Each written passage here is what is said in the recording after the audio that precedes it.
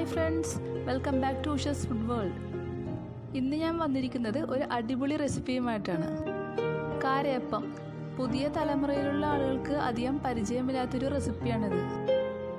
റവ മിക്സ് തയ്യാറാക്കാൻ വേണ്ടി 3 സ്പൂൺ റവ എടുത്തിട്ടുണ്ട്. ഇതിലേക്ക് 1 കപ്പ് വെള്ളം ഒഴിച്ച് സ്റ്റൗ മീഡിയം ഫ്ലെയിമിലാക്കിയതിന് ശേഷം നല്ലതുപോലെ നിർത്താതെ ഇളക്കിക്കൊണ്ടിരിക്കുക. ഏകദേശം വെള്ളയപ്പത്തിൻ്റെ റെസിപ്പി തന്നെയാണ് ഇതും. ഇതിനുപയോഗിക്കുന്ന ചട്ടി ഉണ്ണിയപ്പച്ചട്ടിയാണ്. ചില സ്ഥലങ്ങളിൽ ഇതിനെ പണിയാരക്കല്ലെന്നും പറയാറുണ്ട്. ഇതിപ്പോൾ ഏകദേശം തിളച്ചു തുടങ്ങിയിട്ടുണ്ട്. നിർത്താതെ ഇളക്കി കൊടുത്തില്ലെങ്കിൽ കട്ട പിടിക്കാൻ ചാൻസ് ഉണ്ട്. ആദ്യം മുതൽ അവസാനം വരെ നമുക്ക് മീഡിയം ഫ്ലെയിമിൽ തന്നെ ചെയ്താൽ മതി. ഇപ്പം തിളച്ചിട്ടുണ്ട്.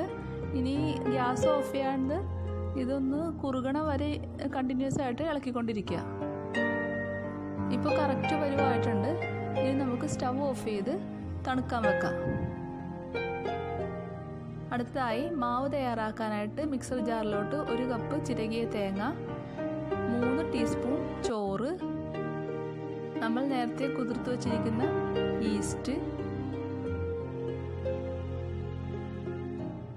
ഇനി അരക്കാൻ ആവശ്യത്തിന് ഉള്ള അല്പം വെള്ളം. ഞാൻ ഈസ്റ്റ് കുതിർത്ത് വെച്ച പാത്രത്തിൽ തന്നെയാണ് വെള്ളം എടുത്തിരിക്കുന്നത്, അതുകൊണ്ടാണ് ആ കളർ ചേഞ്ച്. ഈ മിക്സ് ഇപ്പോൾ നല്ല വെണ്ണ പോലെ അരച്ചെടുത്തിട്ടുണ്ട്. ഇതിന് ശേഷം നമുക്ക് നേരത്തെ കുതിർത്ത് വെച്ചിരിക്കുന്ന അരിയും പെരിഞ്ജീരകവും കൂടി നമുക്ക് അരച്ചെടുക്കാം. അരി അരക്കാൻ ആവശ്യത്തിന് മാത്രം വെള്ളം ഒഴിക്കുക. വെള്ളം കൂടിപ്പോകാണ്ടിരിക്കാൻ ശ്രദ്ധിക്കണം. ഇതിലേക്ക് ആവശ്യത്തിന് ഉപ്പും 1 ടീസ്പൂൺ പഞ്ചസാരയും ചേർക്കുക. മധുരം കൂടുതൽ വേണ്ടവർക്ക് കൂടുതൽ പഞ്ചസാര ചേർക്കുക കേട്ടോ.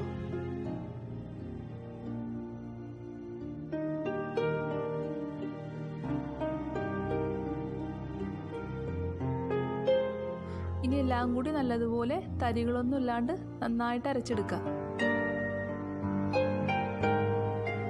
ഇപ്പോൾ നന്നായിട്ട് അരിഞ്ഞിട്ടുണ്ട്. ഏകദേശം ഈ പാകത്തിലെടുക്കുക.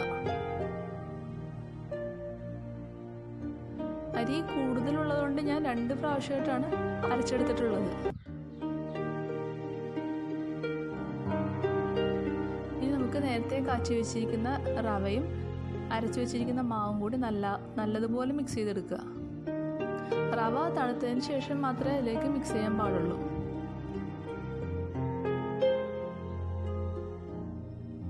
ഇനി ഇത് വളരെ നന്നായിട്ട് മിക്സ് ചെയ്തെടുക്കുക.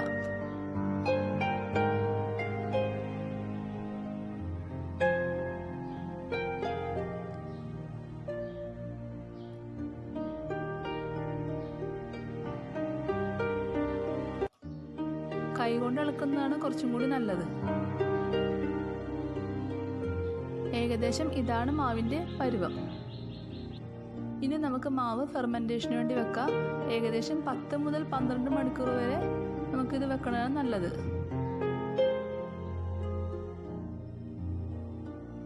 ഇപ്പം ഏകദേശം ഒരു 12 മണിക്കൂറായിട്ടുണ്ട്. ഉണ്ണിയപ്പച്ചട്ടി നല്ലതുപോലെ ചൂടായതിനു ശേഷം ആവശ്യത്തിന് മാത്രം എണ്ണ അതിലേക്ക് ഒഴിക്കുക.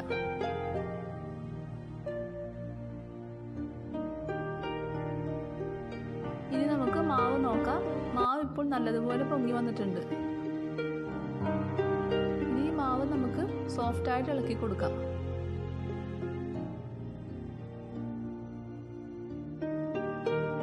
ഉണ്ണിയപ്പച്ചട്ടിയിലോട്ട് എണ്ണ ഒഴിക്കുമ്പോൾ എണ്ണ അധികം താല്പര്യമില്ലാത്തവർ വളരെ കുറച്ച് മാത്രം എണ്ണ ഒഴിച്ചാൽ മതിയാവും. കൂടുതൽ വേണ്ടവർക്ക് കൂടുതൽ ഒഴിക്കാം. ഇപ്പോൾ എണ്ണ നന്നായിട്ട് ചൂടായിട്ടുണ്ട്.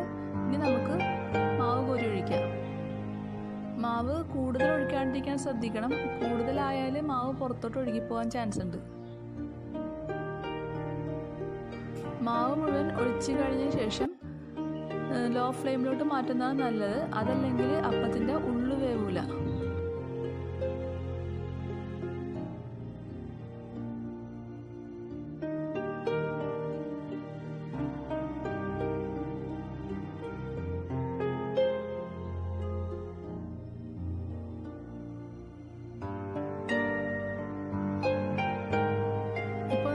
ഹോൾസൊക്കെ വന്നിട്ടുണ്ട്. വേണമെങ്കിൽ നമുക്ക് ഓയിൽ ബ്രഷ് ചെയ്ത് കൊടുക്കാം.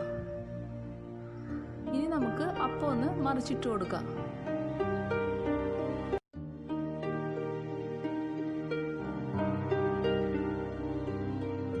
നമ്മുടെ കാരയപ്പം റെഡി ആയിട്ടുണ്ട്. ഇനി നമുക്കൊരു പാത്രത്തിലേക്ക് മാറ്റി ചൂടോട് സെർവ് ചെയ്യാം. ഇതിൻ്റെ കൂടെ നമുക്ക് വെജോ നോൺ വെജോ അതല്ലെങ്കിൽ തേങ്ങാപ്പാലോ ചേർത്ത് ഉപയോഗിക്കാം. എല്ലാവർക്കും എൻ്റെ വീഡിയോ ഇഷ്ടപ്പെട്ടെന്ന് വിചാരിക്കുന്നു. നിങ്ങളുടെ വിലയേറിയ അഭിപ്രായങ്ങളും നിർദ്ദേശങ്ങളും കമൻറ്റ് ബോക്സിൽ രേഖപ്പെടുത്തണം. എല്ലാവരും സബ്സ്ക്രൈബ് ചെയ്യണം. സബ്സ്ക്രൈബ് ചെയ്താൽ മാത്രമേ എൻ്റെ പുതിയ വീഡിയോസ് നിങ്ങൾക്ക് നോട്ടിഫിക്കേഷനിൽ ലഭിക്കുകയുള്ളൂ. Thank you for watching. നമുക്കിനി അടുത്ത വീഡിയോ കാണാം. Have A nice day.